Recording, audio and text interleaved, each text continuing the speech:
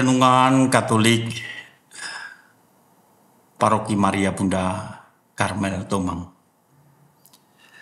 Hari Jumat tanggal 30 September tahun 2022. Mendengarkan Tuhan. Bersabdalah Yesus kepada murid-muridnya, "Barang siapa mendengarkan kamu, ia mendengarkan aku. Dan barang siapa menolak kamu, ia menolak aku. Dan barang siapa menolak aku, ia menolak dia yang mengutus aku." Lukas bab 10 ayat 18. Saudara-saudari yang dikasihi oleh Tuhan, Yesus mengecam beberapa kota. Mengapa Yesus mengecam? Yesus mengecam kota Korazim. "Celakalah engkau Korazim, celakalah engkau Betsaida," dan lain sebagainya. Beberapa kota Yesus kecam. Yesus mengecam karena di kota-kota itu Yesus mewartakan kebenaran kerajaan Allah. Dia berbuat juga mujizat di tempat-tempat itu. Tetapi di tempat-tempat itu Yesus ditolak. Pengajaran Yesus ditolak. Pengajaran murid ditolak.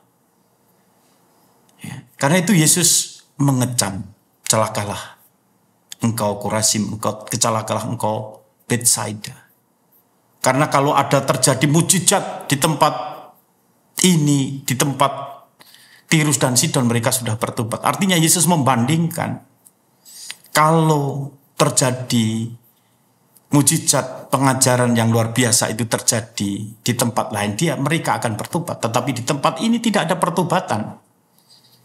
Kehadiran Yesus tidak membawa perubahan karena tidak ada pertobatan.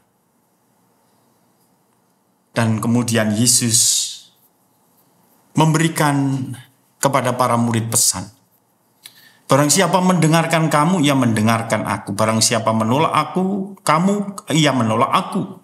Dan barang siapa menolak aku, ia menolak dia yang mengutus aku."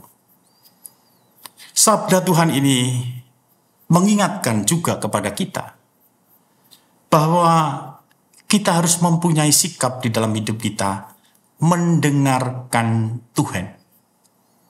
Mendengarkan Tuhan melalui apa? Melalui siapa? Tentu kita mendengarkan Tuhan melalui sabda-sabdanya, melalui orang yang mewartakannya kepada kita. Kebenaran-kebenaran yang diwartakan kepada kita, kita harus membuka hati kita. Nah, saudara-saudari yang terkasih, sikap tidak mau mendengarkan kedegilan hati kita membuat juga Tuhan akan mengecam kita. "Celakalah kamu. Kamu sudah mendapatkan pewartaan, kamu telah mendapatkan firman Tuhan, kamu telah mendapatkan kebenaran, tetapi kamu tidak mendengarkan dan tidak mau bertobat." Sikap mendengarkan inilah yang penting di dalam hidup kita, dalam setiap peristiwa hidup kita. Dan untuk mendengarkan, kita harus menyingkirkan suara-suara yang lain. Kita harus memfokuskan hati kita kepada Tuhan. Kita harus kemudian mempunyai perhatian kita kepada Tuhan yang mewartakan kebenarannya kepada kita, melalui siapapun dan melalui apapun di dalam hidup kita.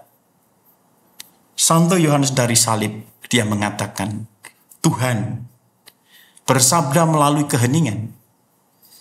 Dan hanya melalui keheningan itulah kita mampu mendengarkan Tuhan. Kita yang hidup di dunia modern ini dipenuhi dengan kebisingan, baik yang ada di luar diri kita maupun yang ada di dalam batin kita.